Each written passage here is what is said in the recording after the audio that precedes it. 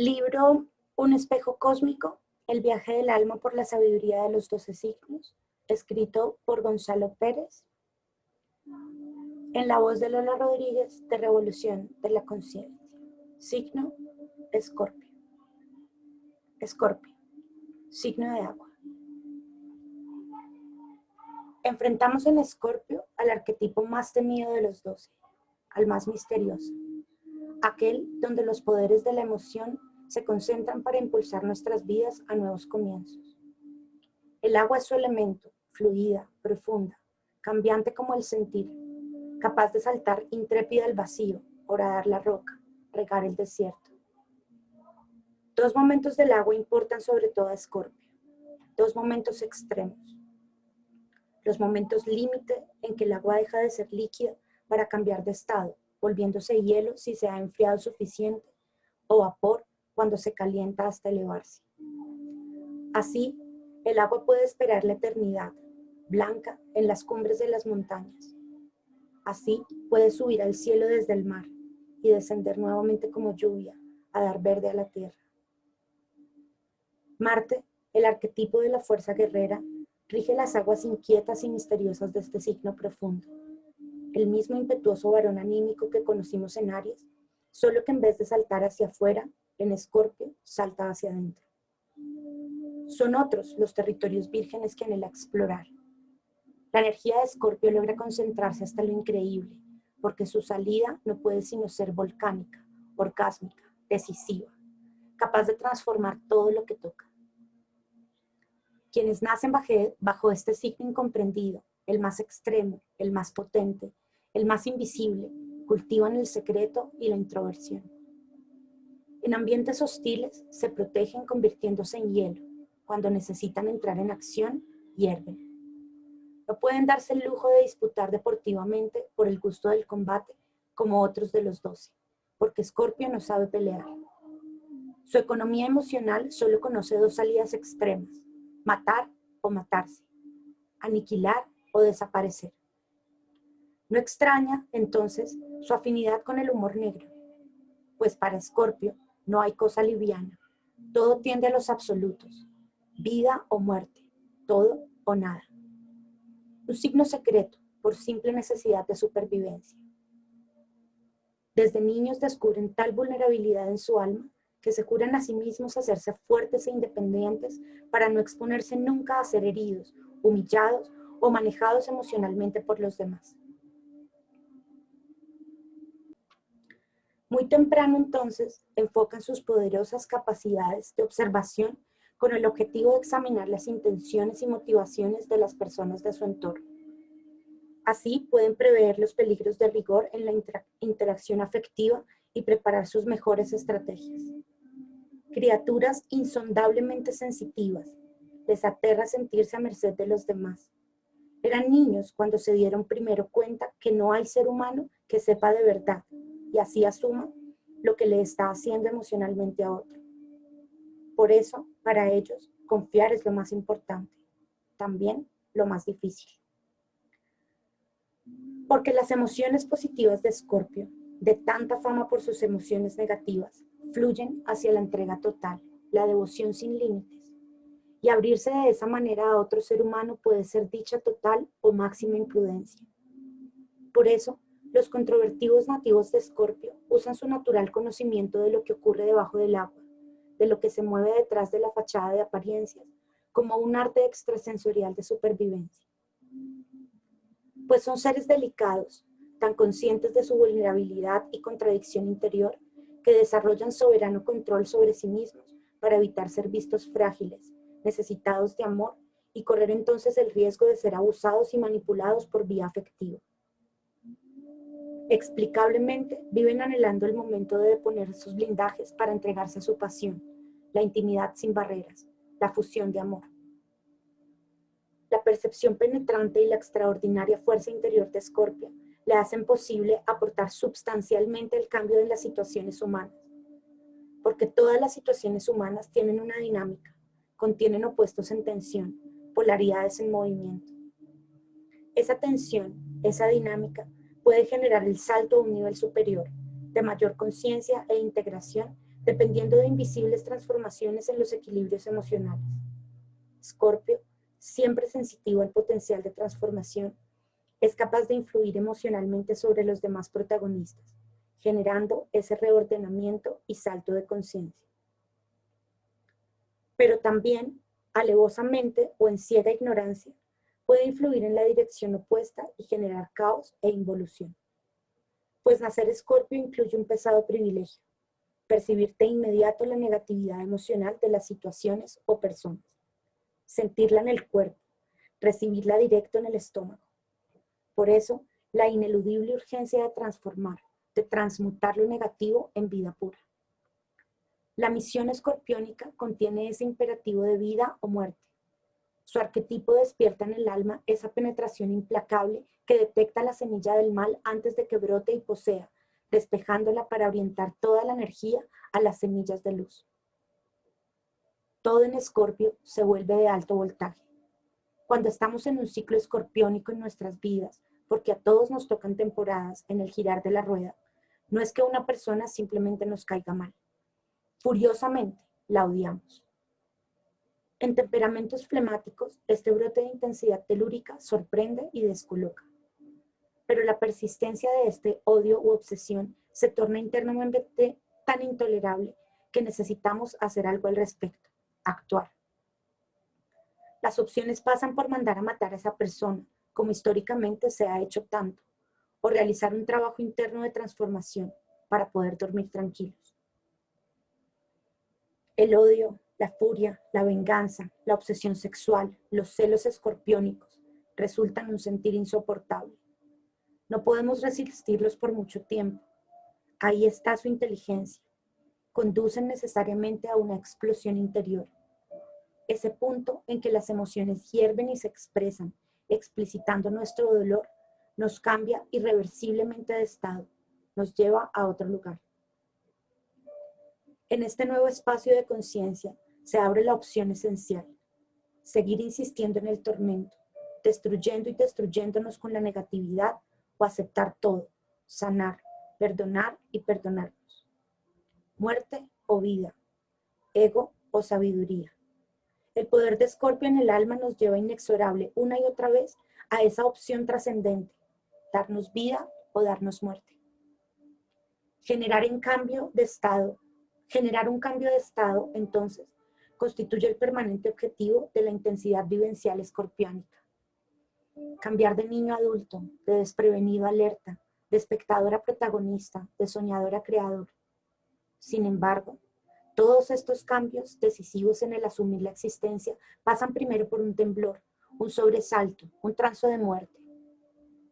El estado anterior tiene que morir para que nazca uno nuevo.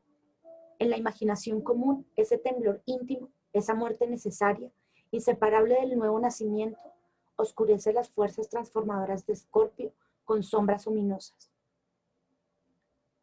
Muchos de los símbolos de Escorpio se relacionan con ese escalofrío ancestral. El escorpión mismo, aterrador en su extremismo instintivo, obligado a aniquilar o matarse frente al peligro. La sigilosa serpiente, antigua testigo de la humanidad, capaz de cambiar de piel en cada temporada, dejando atrás lo vivido para estrenar escamas relucientes. El dragón mismo, irguiéndose feroz en los umbrales de la leyenda. Son criaturas arcaicas, de sangre fría, ajenas por completo a las empatías mamíferas, la ternura o el entusiasmo. Los anima exclusivamente el instinto más básico, el de autopreservación, ese que solo conoce dos direcciones, una de vida y otra de muerte. Irrumpiendo en lo humano, simbolizan el momento atroz de darse súbitamente cuenta de un peligro. Un torbellino de emociones nos congela o nos empuja hacia la huida. En el devenir del alma hay tantos de esos momentos, cuando una noticia o un pensamiento asaltan la conciencia y nos paralizan de angustia, como un dragón con fuego hipnótico en la mirada. Con ese temblor ingrato comienzan los procesos de cambio de estado. Cuando son menores, podemos encarar la parálisis o la huida, transmutando pronto, horas o minutos, el miedo en determinación y fuerza de voluntad. Pero los hay mayores, esos grandes enfrentamientos interiores que se prolongan por meses o años, hasta haber cambiado enteramente de piel y encontrado nueva orientación para el viaje de la existencia. Por cierto, Escorpio no solamente inspira la mordedura de la serpiente, también la transmutación de su veneno en una vacuna que nos vuelve inmunes a otros ataques. Porque la afinidad del signo con las fuerzas destructivas no tiene que ver con un gusto por destruir, sino con necesidades de los procesos de creación que parten detonando la demolición de lo que ya no sirve. El alma vive y sufre en muertes y renacimientos subjetivos las metamorfosis que la energía experimenta en sus trayectorias evolutivas. La misma energía que hoy sabemos no puede ser creada ni destruida. El gusano termina, muere en la quietud llamada crisálida, para luego despertar increíblemente en la realidad de la mariposa. Hay otros emblemas en Escorpio para representar nuestra vida, la emoción transformada por la luz. El águila, elevándose sobre la confusión de lo inmediato para vigilar desde muy alto el territorio. De ojo panorámico, pero también de cazadora, capaz de detectar en lo mínimo el movimiento prometedor y descender en eficaz picada a conseguir su recompensa. Simboliza la conciencia experta, poderosa en la magnífica elevación, veloz y pragmática en el actuar terrestre. En el hálito del mito, el potencial luminoso de Escorpio destella en el ave fénix, resurgiendo inmortal de sus propias cenizas. Podemos comprender ahora que nacer bajo el signo de Escorpio no sea un destino fácil de llevar. Ciertamente, no solo por los atributos morbosamente oscuros proyectados por la opinión pública sobre su imagen. Eso importa poco a personas tan profundamente independientes. Lo difícil es la formidable elongación espiritual a la que su misión los impele. El entrenamiento de su sensibilidad con experiencias en el límite mismo de lo que se puede resistir. ¿Por qué seres con tanta vocación de vida conocen tanta vivencia de muerte? ¿Por qué, con un deseo tan intenso de fusión luminosa con otra alma y con el alma del mundo, sus caminos de experiencia tan frecuentemente los acercan a lo abismal o lo fatídico? Desde la imparcial perspectiva del propósito interior, desde la secreta voluntad evolutiva que da sentido a la peripecia humana, la razón es simple, drástica e ineludible. Para que un árbol pueda tocar el cielo, sus raíces deben alcanzar el infierno. Pues la misión de Escorpio consiste decisivamente en hacernos tocar el cielo. ¿De qué se trata el cielo? Todos intuimos. ¿Un lejano lugar de perfección donde sería bueno llegar? Puede ser. Sin embargo, el alma concibe y anhela a partir de lo conocido. Por eso, más que en otra parte, el alma presiente el cielo aquí mismo, abriéndose como un vivenciar inmenso, gozoso sin fin. El amor llenando todo lo que hay, la vida volviéndose éxtasis puro. O sea, el cumplimiento del deseo supremo que resume todos los deseos. Escorpio más parco acotaría que tocar el cielo significa, evidentemente, cambiar de estado. ¿Y el infierno qué, entonces? Tampoco tenemos dudas sobre lo que ahí se vive. Todos hemos descendido al espacio horrible de las emociones negativas. Las descripciones que en distintas épocas se han hecho de los tormentos y torturas de los condenados a los infiernos solo reflejan pálidamente los suplicios que experimentamos en carne viva con estas emociones devoradoras. ¿Quién no conoce el pánico que paraliza el cuerpo y trastorna la mente? ¿Quién ignora la brutal violencia de la furia, el puñal emponzoñado del odio, el delirio quemante de los celos, la lenta agonía de la culpa? Hay otras más solapadas, pero muy posesivas, de largo veneno, como la codicia, la envidia o el despecho, capaces de torcer una vida para siempre.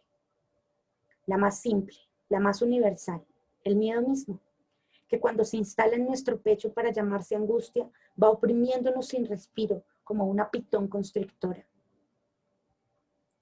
El legado creativo del ruso Fedor Dostoyevsky, un Escorpio cabal, describe en palabras de realismo escalofriante el tormento interior. Preso de la represión zarista, sufrió un durísimo exilio en Siberia antes de dedicarse a escribir sus novelas, obras maestras de luz y sombra espiritual. Cada una de ellas duele como una penetrante cirugía del alma.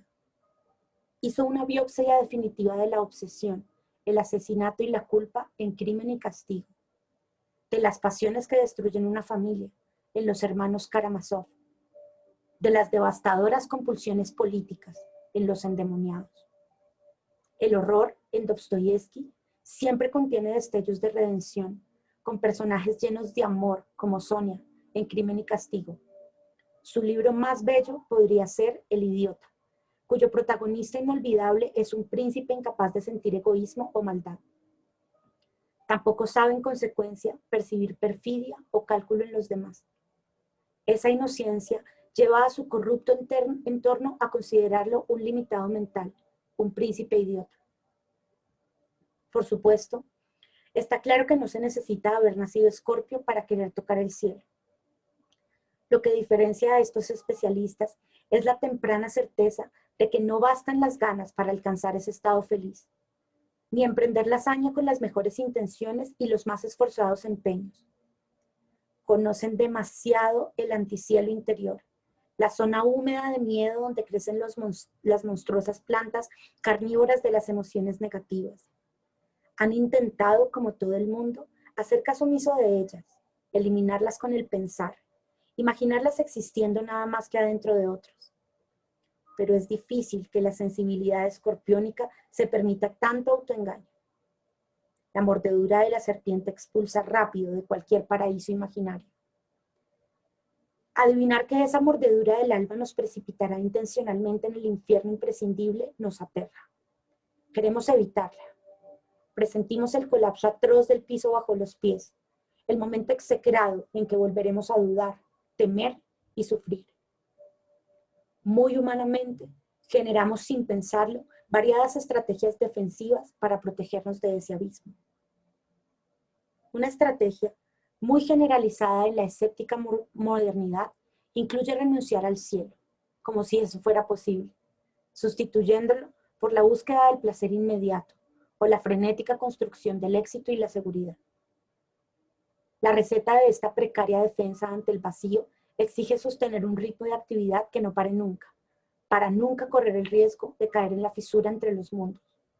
Trabajar hasta matarse, alcohólicos del trabajo, o directamente alcohólicos del alcohol, la preocupación o cualquier otra droga, con el humo del tabaco, intentando cerrar la fisura. Lo importante es no parar, no detenerse a sentir muy largo. El temblor temido puede comenzar. Así nos saltamos el temblor, pero también nos saltamos el cielo.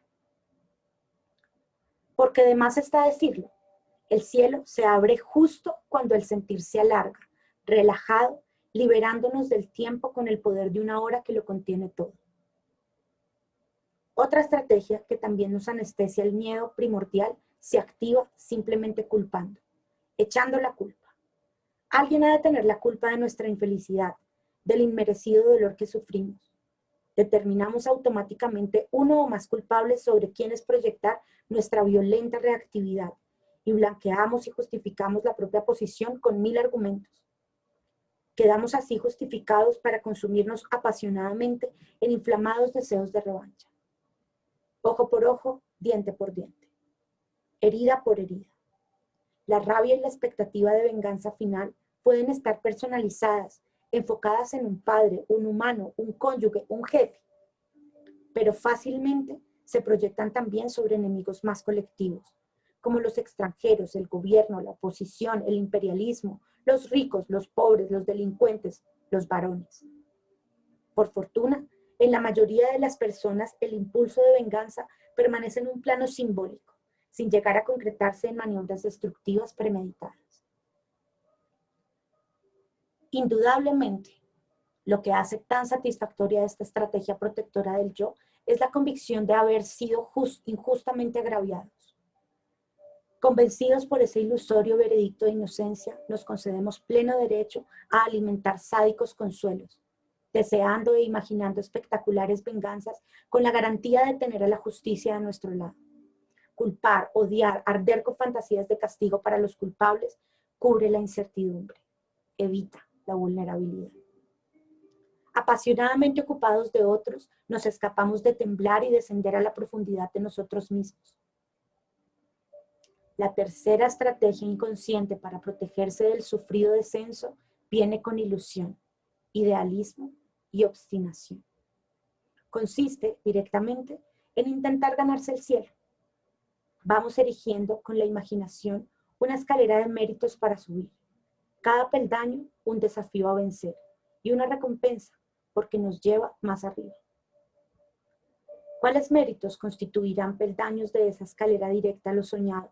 Dependerá del específico modelo de ascenso elegido y ha sido, explicablemente, materia de entrecruzadas creencias y doctrinas. Un ejemplo clásico de modelo a escalar, hoy un poco desmantelado, fue propuesto por la sociedad racionalista.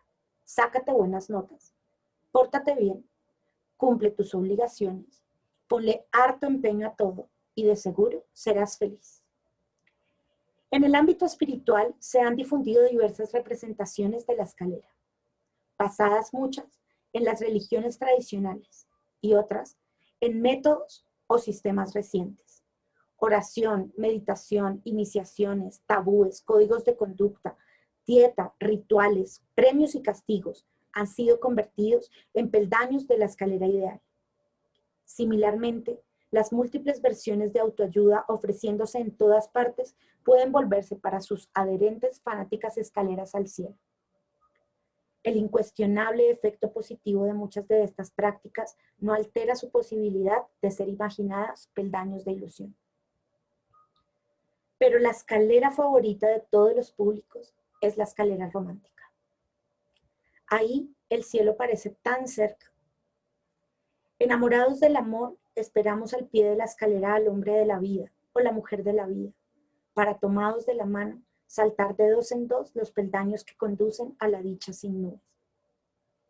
Si creemos estar acompañados ya por esa persona decisiva, nos dedicamos fervorosamente a atravesar obstáculos, ofrecer sacrificios y adorar para poder seguir subiendo allá mismo. Por supuesto, siempre que todavía imaginemos estar subiendo una escalera. Porque desilusiona en las vicisitudes del romance constatar con frecuencia que enamorarse, más que de subir escaleras, pareciera tratarse de descender por un tobogán. Partimos sintiéndonos en el cielo, para resbalar después sin frenos hacia muy abajo, estrellándonos a veces. Nada de esto desmiente el potencial del amor romántico para madurar en fruto feliz, ni el de la búsqueda espiritual para abrirnos experiencias de radiante plenitud. Hay sólidos testimonios de ambos logros. Sin embargo, cuando nos acercamos a observar estos logros, encontramos procesos bastante distintos al de hacer mérito avanzando por una ordenada escalera. La vida del alma no es tan lineal y su crecer no obedece a nuestras ideas sobre amor o espíritu. Quienes han querido tocar el cielo por escaleras racionales, espirituales o románticas, y quien no ha querido, viven primero un periodo prolongado de intenso convencimiento. En ese periodo se idealiza exaltadamente el efecto de las prácticas correspondientes, realizadas con devoción inquebrantable. Cada día nos queremos más, porque todo lo hacemos juntos. O cada día estoy más santo, porque nunca olvido mis deberes espirituales. O cada día sé más, porque he leído un nuevo libro. Luego, cuando fatalmente la exaltación desaparece, algunos prosiguen un tiempo a punta de obstinada tenacidad. Pero no hay voluntad que pueda impedir la caída vertiginosa y necesaria. Los enamorados que flotaban en éter rosado se colapsan directamente a un campo de batalla. El estudioso que tenía todo absolutamente claro se desploma a una enmarañada confusión. El buscador espiritual pierde bruscamente el avance y la beatitud para sumergirse en una ciénaga de irritado escepticismo o cruda distorsión sexual. Cuando ya creíamos estar tocando el cielo, cuando solo faltaba levitar hacia la meta, rodamos en dirección opuesta. Exijo una explicación, reclamamos indignados. Inexpertos todavía, pensamos que el problema está en la escalera a subir, y cuando nos reponemos del choque, la cambiamos porfiadamente por otro modelo. Cuesta aceptar que para que un árbol pueda tocar el cielo, sus raíces deben alcanzar el infierno. Nos enseñaron en el colegio que el centro mismo de la Tierra es un corazón ardiente, un pedazo de sol de poderosa actividad termonuclear, cubierto por esta costra densa de estratos rocosos en cuya azul y verde superficie se instaló la vida y nosotros. De tiempo en tiempo, ese fuego secreto irrumpe con violencia hacia la luz, generando un radical cambio de paisaje con la aparición de una montaña llameante, el volcán. Otro de los símbolos de Scorpio. El infierno psíquico tampoco se queda quieto, reprimido y olvidado en un lugar subterráneo, como quisiéramos. Rompe sin piedad todas las barreras para hacer erupción aterradora en la conciencia. Los griegos sabían de la fuerza purificadora de estas explosiones de la emoción reprimida. En consecuencia, crearon una ocasión ritual para acceder colectivamente a esa volcánica liberación del dolor por la existencia, de la angustia ante el destino. Un ritual purificador, sublimado por la belleza y verdad del arte con que se evocaba las emociones telúricas, la tragedia griega. Los espectadores acudían al anfiteatro para vivir con la tragedia una catarsis, una entrega de cuerpo y alma a la explosión de llanto y lamento que es pura y pacífica. La psicoterapia moderna trabaja también con la catarsis, porque lo terrible, lo desgarrado, doliendo crónicamente en algún recodo del sentir, se alivia cuando lo expresamos con intensidad, sin disimulos, conociéndolo desnudos, cara a cara. Quienes han vivido genuina catarsis, soltando toda defensa, permitiendo que el magma emocional se vierta hacia el cuerpo y el darse cuenta, tienen experiencia de la claridad, alivio y serenidad que sobrevienen a consecuencia de tal explosión. A veces incluso una súbita comprensión deshace para siempre el nudo torturador al descubrirse que una larga herida no está clavada por puñalada o traición, sino por efecto de un ciego malentendido. Después de esos suplicios crónicos, la alegría y liviandad liberadas por la expansión de la energía emocional retenida parecieran, concretamente, llenar el alma de cielo. La concentrada savia ascendiendo de estas raíces que han tocado el infierno puede alimentar brotes capaces de crecer hasta el amor, siempre y cuando podamos transformar su energía quemante, devastadora, cargada con el miedo primordial a la extinción, en la energía creativa y generosa de nuestro fluir natural. Ese fluir del corazón en que el propio bien y el bien de todos son una sola y la misma cosa. Examinemos un instante el poder devorador de las emociones negativas, esa savia infernal que puede transmutarse en luz pura. ¿Habrá violencia interior más obsesionante y destructiva que los celos, arrasadores como una avalancha de lava ardiendo? ¿Ácido más corrosivo que el despecho? La codicia puede deshacer los mejores propósitos y lealtades, como un huracán que no descansa. O la envidia. El sexo reprimido, insatisfecho, puede tornarse en una pesadilla acosando hasta desquiciar. Exceptuando el de supervivencia, no hay impulso humano tan imperativo, tan tenaz, tan absorbente, que pueda compararse con los impulsos provenientes de las emociones negativas. La venganza, por ejemplo, motiva con un ardor que ojalá tuviéramos en el deseo de ayudar o perdonar. En verdad, si anhelamos vivir el cielo en la tierra, necesitamos que las intenciones de corazón tengan el voltaje, la potencia motriz de los cielos o la codicia. Que la determinación consciente, elegida, tenga la fuerza incontenible del odio o el furor. ¿Qué mundo podríamos vivir si la compasión pudiera compararse en persistencia con la envidia? Pues nuestros sentimientos esenciales, generosos, no alcanzan normalmente ese voltaje, esa intensidad, y no llegan, por tanto, a materializarse. Quedamos una vez más cortos, aportando casuística al dicho consabido. El camino al infierno está pavimentado de buenas intenciones. Evidentemente, no basta que las intenciones sean buenas, han de ser, además, poderosas. Necesitamos, en efecto, rescatar el poder y la pasión del núcleo solar de nuestro ser. El poder y la pasión atrapados en esas profundidades inconscientes por las interpretaciones egocéntricas, autorreferentes, aprendidas de la sociedad en el desarrollo del yo. porque aprendimos a basar nuestra autoestima en ficciones, comparaciones, imágenes, a renunciar al cariño a cambio de sentirnos superiores, a confundir poseer con amar, controlar con compartir.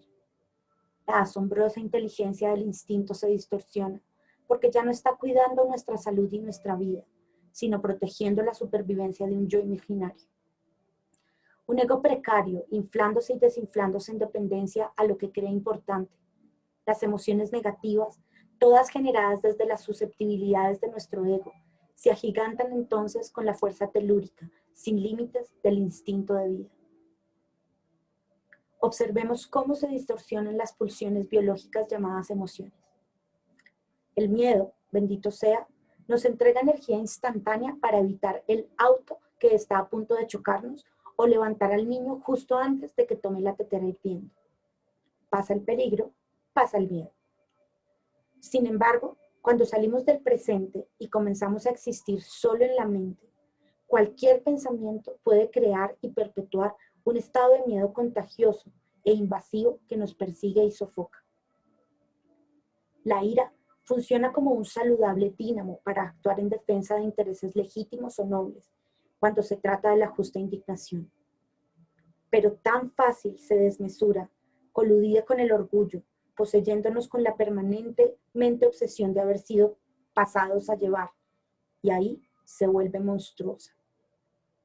La envidia, más sutil, menos biológica, parte como el impulso humano de apreciar y admirar algún rasgo o logro de un semejante. De ese impulso nace naturalmente el elogio y el aplauso, energías generosas con que nos nutrimos unos a otros. Pero la envidia contrae esa apertura, iniciando odiosa comparación con la propia imagen. Allí se envenena. En la sensación envidiosa, ese algo que admiramos en el otro debiera ser nuestro. En el delirio envidioso, no se merece el atributo admirable, no le corresponde a él, sino a mí, a nosotros. Nos sentimos despojados, como si nos hubieran robado un tesoro muy querido. El encono resultante, justificado de esta insana manera, puede hincharse, validarse con 1000 argumentos engañosos, intrigar en la oscuridad para perjudicar al otro, privarlo de todo eso que no se merece. Los cuentos que nos contamos para esquivar las terribles inseguridades del fondo anímico son siempre inverosímiles, pero al ego le gusta tragárselos y justificarse. El agente decisivo de la transformación de estas energías dislocadas es, comprobadamente, darse cuenta. Prender la luz en la oscuridad interior donde crecen las criaturas del miedo, raíz y origen de todas las distorsiones. Para defendernos de ese miedo, desencadenamos el fuego de la ira, los hielos del desprecio, la anestesia de la indiferencia. En el vendaval mental de estas compulsiones, nos debatimos en la tormenta hasta cristalizarnos en la defensa más impenetrable, la soberbia. El ego erige su torreón en el picacho más alto y se parapeta allí, subiendo todos los puentes levadizos. Encerrado por encima de todo y de todos, orgulloso de su superioridad de invención, cree estar libre del miedo, cuando él mismo se articula con puro miedo congelado. El precio de su imaginaria seguridad resulta a la postre altísimo, como era de esperar. El soberbio hielo no puede arriesgar el contacto tibio de la intimidad que derrite todas las pretensiones. Darse cuenta de estos monstruos requiere de sostenido valor y decisión, pues aterra enfrentar el egoísmo y violencia de las emociones negativas que se mueven bajo nuestra pulida superficie. Por eso preferimos contarnos cuentos justificadores, o de plano negarnos a saber. Lamentablemente, sin el poder y la pasión del magma inconsciente, nuestros sentimientos positivos carecen de fuerza. Nuestras intenciones altruistas no llegan a su meta. El amor a la vida, a los semejantes, al propio ser, se desvanece como una mera burbuja ideal ante la irrupción devoradora del miedo. La capacidad de enfrentar y asumir esas fuerzas destructivas para depurar el poder y la pasión, traspasando su estupendo voltaje a los impulsos generosos y gozosos de nuestra esencia, es el mágico don de Escorpio al alma individual y al alma colectiva. Los nativos de este signo Tienen fama de ser especialistas en infierno, como si su sensibilidad al poder y la pasión fuera una morbosa, electiva fascinación por lo atroz. Su radar para lo terrible tiene una razón mucho más técnica. Para especializarse en un paraíso es indispensable doctorarse primero en reciclaje del infierno. Entre los mitos griegos encontramos uno que ofrece significativas claves acerca de este arduo reciclaje. El enfrentamiento de Hércules con la hidra de Lerna. Hércules, el héroe musculoso que encarna como ninguno la fuerza masculina, debe expiar el crimen que cometió poseído por un volcán de descontrol y locura. Ciego de furor, llegó a destrozar a su esposa y sus hijos en el primer acto registrado de violencia intrafamiliar. La terapia que la justicia olímpica le impone consiste en aprender a atravesar 12 supremos desafíos, los 12 famosos trabajos de Hércules.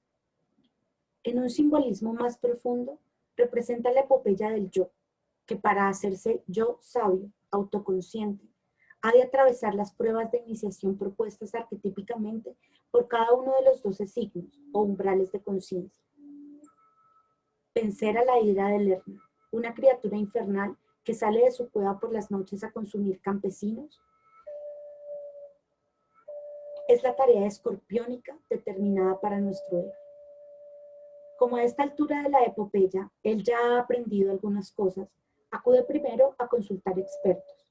Pide sabiamente ayuda, en vez de lanzarse arrogante a estrangular de inmediato al monstruo. Favorito de algunos dioses, ellos le confían los secretos necesarios. La hidra tiene 7 cabezas. Su mordedura venenosa resulta letal.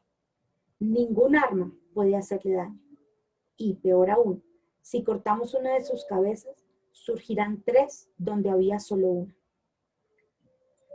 Reconocemos en el símbolo del monstruo una impecable descripción del porfiado poder de las emociones negativas. Todos hemos experimentado ese escenario interior, donde algún tenebroso impulso destructivo asoma sus cabezas fuera de la cueva subterránea igual a la hidra, tentándonos al desquite, a la venganza, a matar o matarnos como única salida, amenazándonos con pensamientos de locura, un ataque de celos, quizás, de angustia o de orgullo herido. Sin demora, arremetemos internamente con férrea voluntad para eliminar drásticamente ese pensamiento nuestro tan cargado de negatividad y de tan indeseable aparición. Sobre todo, si estamos esforzándonos por convertirnos en algún tipo de santo moderno, acumulando puntos para merecer una escalada veloz. El mandoble decapita limpiamente al tóxico pensamiento, pero, oh infortunio, ahora brotan 3 odiosas razones. Mientras más mandobles, más se multiplican las monstruosas ocurrencias. El miasma emocional se hace sofocante y la amenaza de locura comienza a cumplirse con precisión. El veneno de la hidra personal resulta diabólicamente eficaz. Experiencia de este inútil combate tenemos mucha. Quien no ha intentado reprimir el súbito miedo o el prohibido aunque ardiente deseo. ¿Quién no ha ejercido la fuerza para tratar de suprimir un arrebato de furia o de obsesión, logrando siempre el efecto contrario al esperado? Una intensificación del suplicio, una proliferación de las sensaciones persecutorias. Luchar golpe a golpe con las emociones negativas únicamente consigue entregarles cada vez más poder, multiplicando sus cabezas. Hércules recibe también de sus benefactores un secreto crucial. La hidra solo morirá si recibe directamente la luz del sol. Preparado, se acerca con prudencia, disparando flechas de fuego para atraer al monstruo a la boca de la cueva. Cuando éste aparece, el héroe hinca una rodilla en el suelo, lo coge apretándolo con sus brazos hercúleos y lo levanta a la luz del sol. La horrenda criatura se deshace rápida, pero no enteramente. En su interior se encontraba una piedra preciosa, mágica, la recompensa de Hércules, la joya del poder y la pasión, los dones de Escorpio, depurados así de toda oscuridad. Hincar la rodilla en el suelo, un detalle simbólico de importancia mayor. Pues en el enfrentamiento con nuestros monstruos emocionales, con nuestras hidras ávidas de destrucción, necesitamos, en primer lugar, arrodillarnos ante estas fuerzas de la naturaleza, análogas al ciclón, el alud, la inundación, el incendio en la pradera, manifestaciones terribles de los mismos elementos que nos dan la vida. Arrodillarnos significa respetar lo que viene desde adentro, por desmesurado, violento, inadmisible que sea. Porque sabemos que desde su raíz instintiva, la inteligencia primordial quiere traer algo a nuestra conciencia. No se trata, por cierto, de permitir que estas fuerzas ciegas tomen las riendas del carro de la acción, pero sí de dejarlas mostrarse en el sentir para conocerlas y convertirlas con la luz en los caballos que dan fuerza a nuestro carro. Las pasiones negativas del inconsciente crecen con la oscuridad y la represión, pero a la luz del día su energía se libera, cambia de forma y eventualmente se transforma en piedra mágica. Pasa tanto con la angustia, ese miedo tremendo sin foco aparente. Nunca bienvenida, aguafiestas, la angustia a menudo asoma cuando estamos creyendo que todo está bien. Apenas llega, queremos borrarla, eliminarla, pisotearla, usar cualquier procedimiento que suprima velozmente su tortura. Siempre sin éxito, porque esos procedimientos solo la fortalecen. Cuando acorralada nos sobrepasa, recibe el diagnóstico de crisis de pánico. Para encontrar el alivio, lo primero es respetarla. Recordar que tiene un sentido, que trae un mensaje. Conscientes que en la vida interior no existe casualidad. Si no la respetamos, jamás podremos levantarla a la luz del sol. Es decir, iluminarla, sacarla de su oscuridad, mirarla con la luz clara del darse cuenta, escucharla con una objetividad serena que hará audible su voz urgente. Muchas veces, la angustia está informando que nos hemos dormido en laureles ya podridos. Nos alarma despertar porque la situación ha cambiado. Para, mira y escucha, parece decirnos. Cuando humildemente obedecemos, el alivio empieza sin demora a suavizar el sentir. Más dramático aún es el caso de esas épocas borrascosas, cuando cada mañana, sin falta, amanecemos invadidos por una furia que nos hierve la sangre. ¡Atención! Esas emociones de primera hora vienen siempre de muy adentro.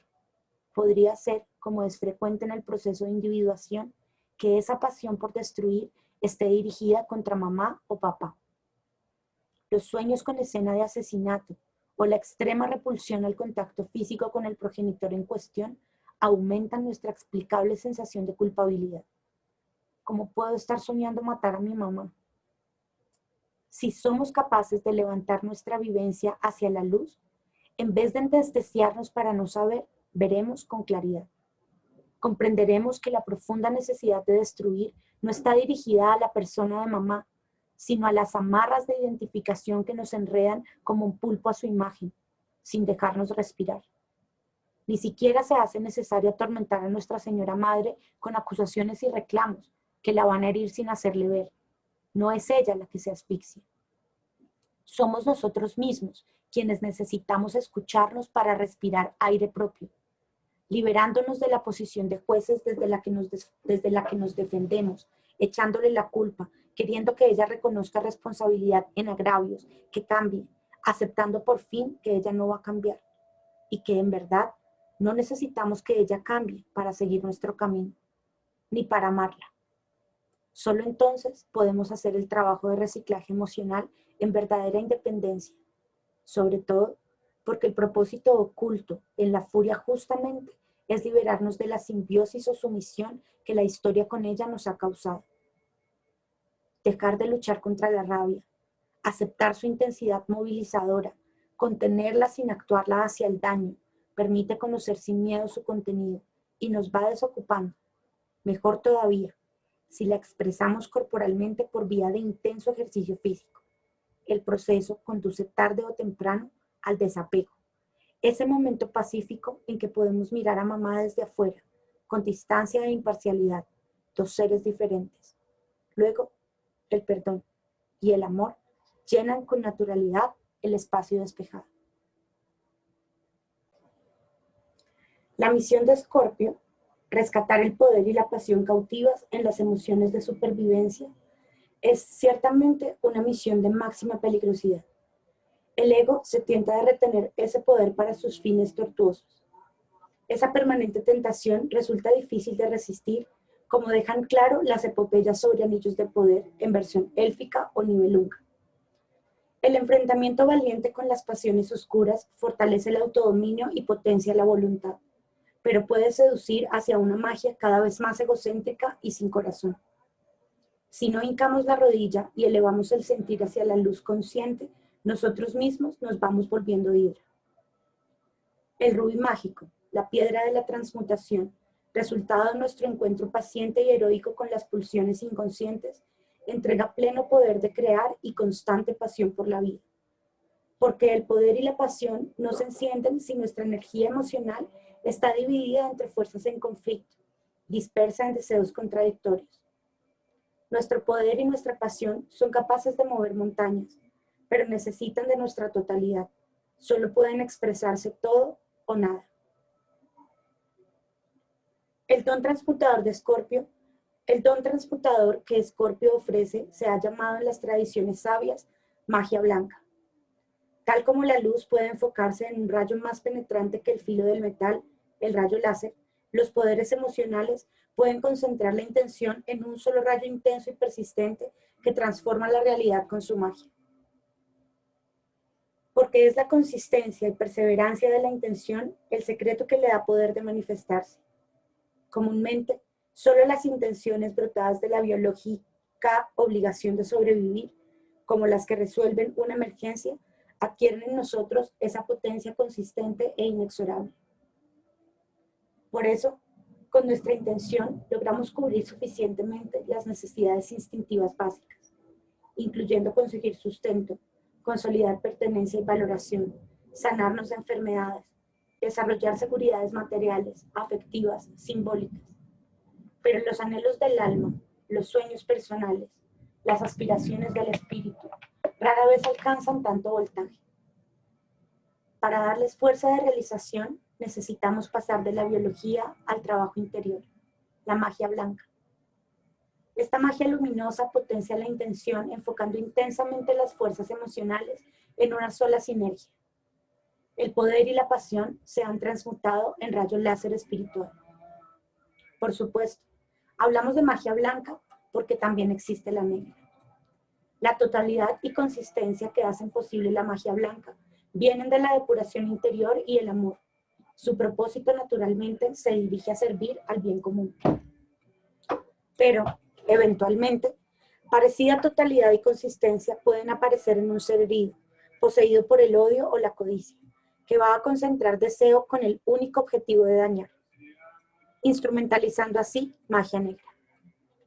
Ritualizar esta magia siniestra tiene por función excitar al máximo el impulso destructivo, conectándolo con el psiquismo primordial, el magma inconsciente.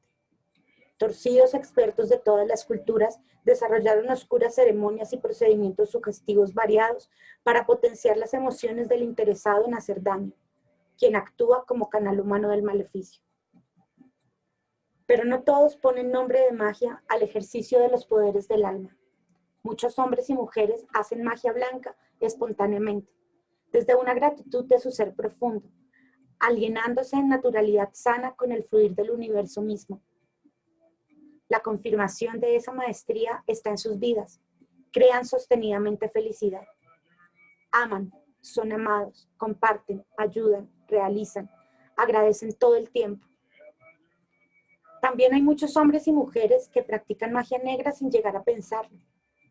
Basta con que eviten revisarse honestamente y en su enajenación permitan que la envidia, la venganza o el despecho vayan absorbiendo sus energías en una sola odiosa proyección. Quiero que sufra lo que yo he sufrido, que se hunda para siempre, que el mal que se merece le caiga encima y lo destroce. Una cosa es tener un pensamiento así durante una reacción de enojo, y otra muy distinta, sostenerlo y hacerlo crecer con placer e imaginación hasta volverlo desmesurada planta carnívora. No siempre una persona así de absorta en una pasión negativa consigue dañar a otros, que pueden estar bien protegidos. pero con absoluta certeza se hará grave daño a sí misma. Los requisitos de la magia del alma son bien conocidos por Escorpio. Todo o nada. Si queremos realizar un deseo, hemos de proyectarlo con totalidad, sin especificaciones ni condicionantes, y asumir a pie firme las inevitables consecuencias. El saber de la experiencia sugiere prudencia con ese poder interno. No pidas un deseo, porque puede cumplirse. Más se sufre por las plegarias atendidas que por las que no tienen respuesta. Esos consejos recuerdan la necesidad de trabajar a fondo, sin prisa, en la depuración del deseo, antes de proyectarlo todo o nada a su materialización. Desprenderlo de sus envoltorios de ilusión, imaginarlo realistamente en la tierra, aquilatar las renuncias que acarrea consigo, proporcionarlo con lo justo y necesario. Una vez madurado, depurado en la reflexión, lo elegiremos con plena conciencia, convirtiéndolo en determinación inquebrantable.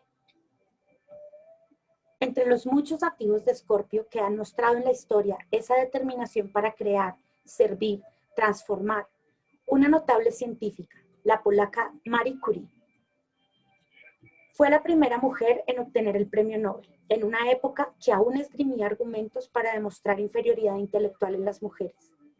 Ella pasó hambre, pasó frío, exilio, adversidad, pero su pasión por investigar los enigmas de la materia la llevó a descubrir el poder oculto en la estructura atómica, la radioactividad. Desarrolladas a partir de sus trabajos en conjunto con Pierre, su marido y colega, la radiografía, radiología, radioterapia han salvado millones de vidas. La trágica muerte de Pierre no le impidió, todo o nada, seguir investigando y ganar un segundo premio Nobel. La determinación de transformar su sociedad en una democracia plena fue la serena pasión de otro gran Escorpio, Jawaharlal Nehru, primer ministro de la India durante 17 años. Su brillante liderazgo al lado de Gandhi le valió la cárcel inglesa y la confianza de su pueblo. En 1937, cuando su poder crecía, apareció en una influyente revista la carta de un lector advirtiendo a los integrantes de su partido sobre las tendencias autocráticas del emergente Nehru y la necesidad de controlarlo severamente antes de verlo convertirse en un nuevo César. Muchos años después se supo que la carta había sido escrita por el propio Nehru. Su gobierno esclarecido abrió un futuro para la India como nación soberana. Vino después su hija Indira. Gandhi era su apellido de casada. Otra extraordinaria Escorpio, que continuó la tarea de transformación echando a andar, por ejemplo, la Revolución Verde. Renovación de la agricultura que alivió inmensamente el hambre en la India. El aporte de Indira fue interrumpido brutalmente, asesinada por fanáticos religiosos tras 15 años de gobierno. Examinemos ahora este impulso supremo del alma, tan escorpiónico, hacia la entrega completa, final. No hay aquí términos medios o búsqueda gradual de equilibrios, sino salto puro, sin vuelta atrás, al vacío que transforma. Todo o nada. Pareciera que el arquetipo del signo activara en el alma un radar, una sensibilidad especializada, un instrumento interno calibrado hacia donde está orientándose la dinámica de una situación. Se dirige pulsando hacia la vida, expandiéndose con la misma intensidad con que crece una hoja o un niño, o avanza en la dirección opuesta, la de la entropía, donde las formas se rigidizan, congelándose y contrayéndose hasta decaer en la nada. El radar escorpiónico, la brújula esencial que nos orienta a la salud y la luz, simplifica drásticamente las direcciones, dejando solo dos, vida o muerte, eros o tánatos, todo o nada. Un trovador de los 60 expresó esta dicotomía substancial, drástico también, cantando: quien no está afanado naciendo, está afanado muriendo. Los radares del alma perciben el calor, la pasión con que la vida nace y renace en cada momento, tan distinto del frío de las situaciones, seres y cosas que ya no tienen verdadera vida.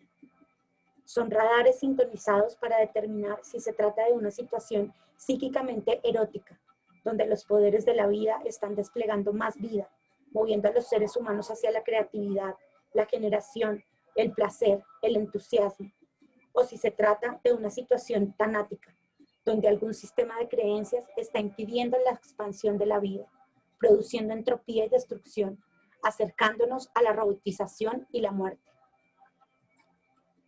Estos radares sutiles pertenecen al alma, no a la mente. Por tanto, no informan con palabras, pensamientos o claridades. Su lenguaje es de sensaciones, de energías corporales, atracción, risa, liberación de calor en el corazón y vitalidad en el cuerpo. Cuando el espectáculo existencial está generando vida, abriendo crecimiento, vibrando aeros frío, inmovilidad y somnolencia, cuando lo que ocurre es repetición de formas sin vitalidad, contrayéndose ya con el helado abrazo de Tánatos. Recordemos, por ejemplo, el efecto que nos hace un saludo cálido y sincero, comparado con otro puramente formal. La astucia publicitaria usa y abusa de esta respuesta erótica de nuestro ser. Construye imágenes para envolvernos, seducirnos con su atractivo vital. Cuando están bien hechas, terminamos creyendo que todo va mejor si consumimos un burbujeante brebaje industrial o que el éxito está garantizado si caminamos con las piernas enfundadas en pantalones de marca triunfador. Subliminalmente, nuestro sensor de vitalidad está todo el tiempo trabajando, evaluando la dirección energética de lo que vivimos, el texto que leemos, la conversación en curso, la actitud de alguien, la atmósfera de una reunión, el contenido de una propuesta. La inteligencia profunda distingue entre las experiencias que nos dan vida y las experiencias que nos quitan energía, nos desvitalizan. Se trata casi de un sexto sentido, un sentido de orientación hacia la vida, un sentido erótico. Pero la mente tiene teorías y creencias sobre lo que juzga bueno y juzga mal. Y esas teorías aprendidas nos impiden hacer caso de radares no racionales. Entonces, ya no distinguimos una flor viva de una flor de plástico, un acto espontáneo de uno calculado. Con demasiada frecuencia, no sabemos si estamos naciendo o muriendo, hipnotizados con algún plan, aferrados a una causa que nos está matando. Perdemos la brújula, extraviados en el ensueño idealizador.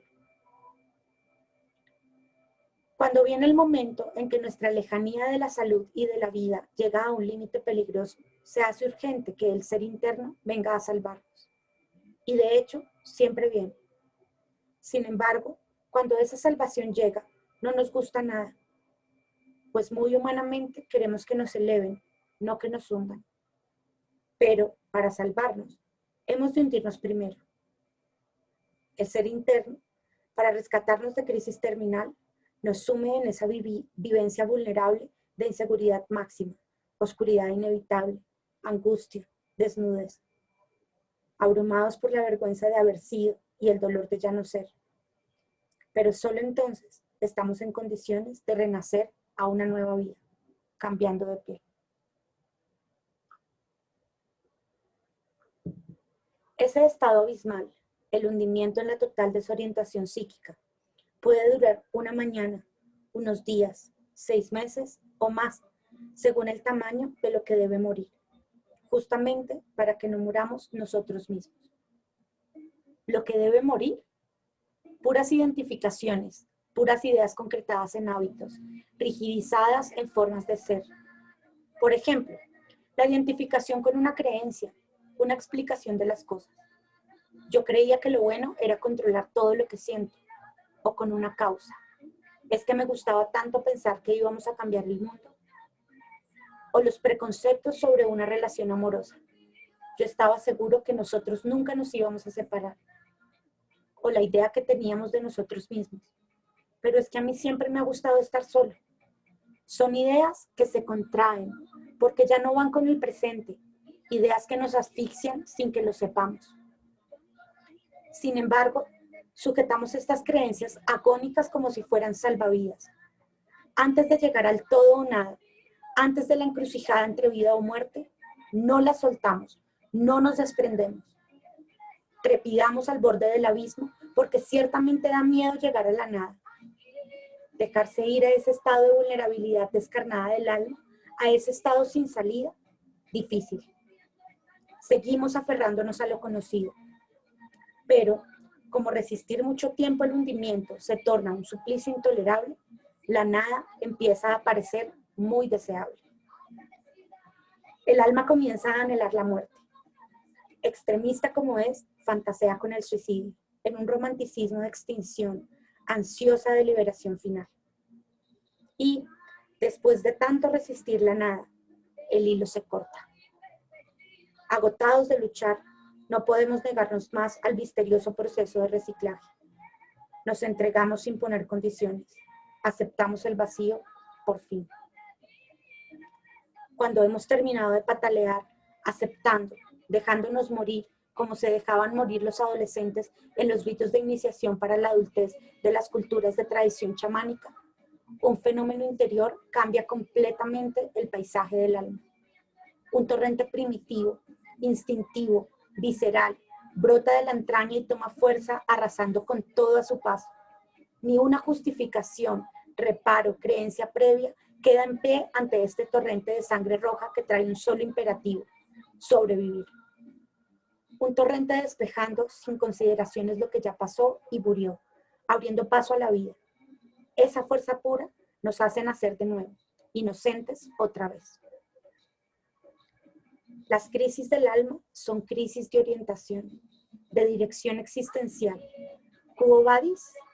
¿Hacia dónde vas? Pareciera decirnos el ser interno de esta manera inescapable.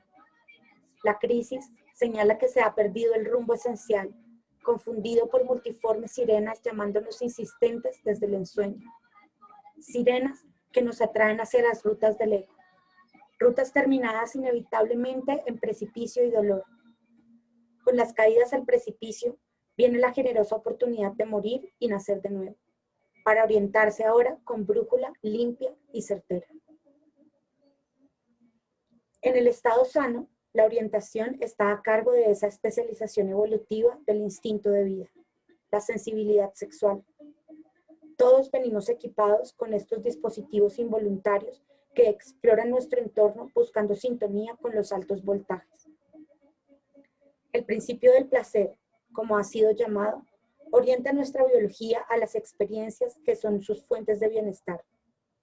La comida sabrosa, las sensaciones relajadas, la liberación de alegría, los deleites del movimiento, el compartir de verdad, las delicias íntimas de la piel tocando piel. La percepción del placer continúa orientándonos en todos los niveles, incluyendo los más sutiles, mente, alma y espíritu. Gozamos de la entretención, la novedad, el ingenio, la simplicidad, mente. Disfrutamos de la belleza y el abrazo, alma. Amamos intensamente la verdad, la justicia, la libertad, el acto de crear, espíritu. Tal como el color o aroma de la flor atraen a la abeja hacia el polen que la sustenta, Eros atrae nuestra atención a las experiencias que nos despiertan a la vida. Escorpio trabaja con las fuerzas incalculables de nuestro desear, depurando el poder y la pasión para enfocarlos, transformados en la dirección creativa, erótica de la vida. La misma dirección, el mismo poder puro que lleva a la planta y el árbol a dar la flor y el fruto.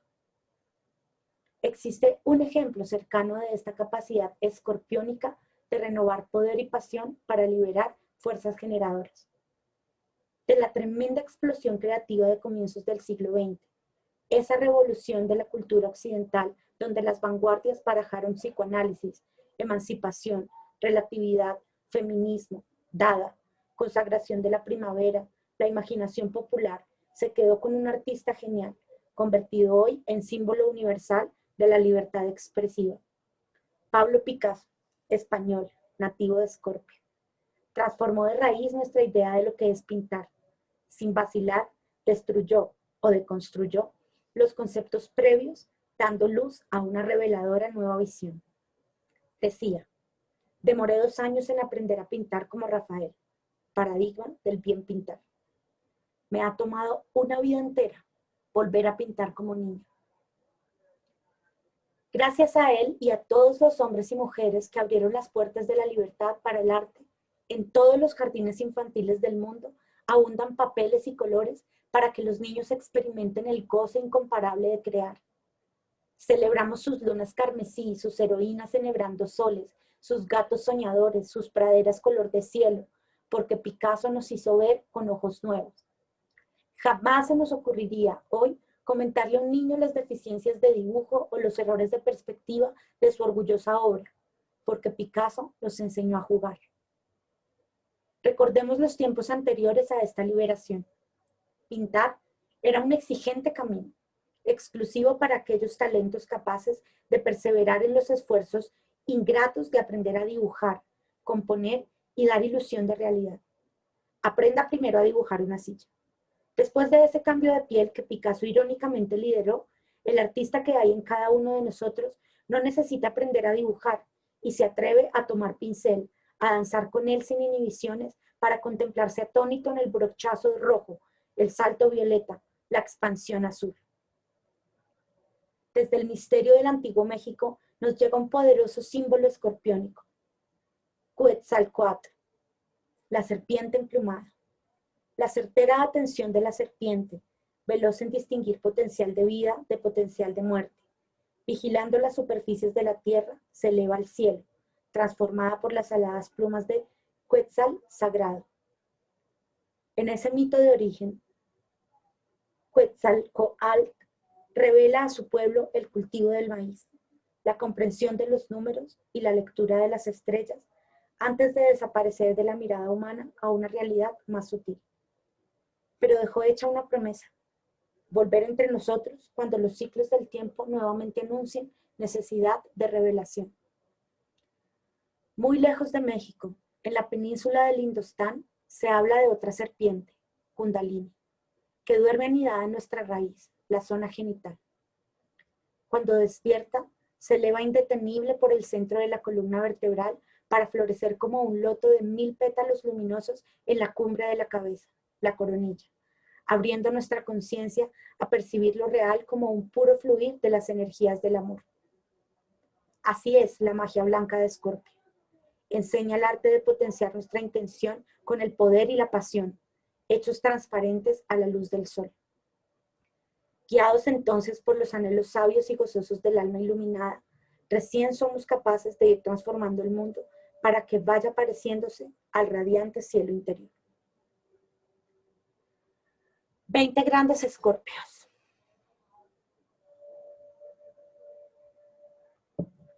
...25 de octubre de 1838... George Bizet. 25 de octubre de 1881... Pablo Picasso. 28 de octubre de 1914... Jonás Edward Salk. 29 de octubre de 1433... Marsilio Ficino. 19 de octubre en el calendario juliano. 29 de octubre de 1795, John Keats. 7 de noviembre de 1467, Erasmo de Rotterdam. 28 de octubre, calendario juliano. 7 de noviembre de 1867, Marie Curie. 7 de noviembre de 1913, Albert Camus. 10 de noviembre de 1759, Friedrich Schiller. 11 de noviembre de 1821, Fyodor Dostoyevsky. 12 de noviembre de 1840, August Rodin. 13 de noviembre del año 354, San Agustín. 13 de noviembre de 1850, Robert Louis Stevenson. 13 de noviembre de 1912, Eugene Ionesco. 14 de noviembre de 1840, Claude Monet. 14 de noviembre de 1889, Jawaharlal Nehru. 19 de noviembre de 1917, Indira Gandhi. 20 de noviembre de 1483, Martín Lutero. 10 de noviembre según el calendario juliano. 20 de noviembre de 1925, Robert Kennedy. 21 de noviembre de 1694, Voltaire. Este fue el capítulo de Escorpio en el libro Un espejo cósmico, el viaje del alma por la sabiduría de los 12 signos, de Gonzalo Pérez, en la voz de Lola Rodríguez, de Revolución de la Conciencia.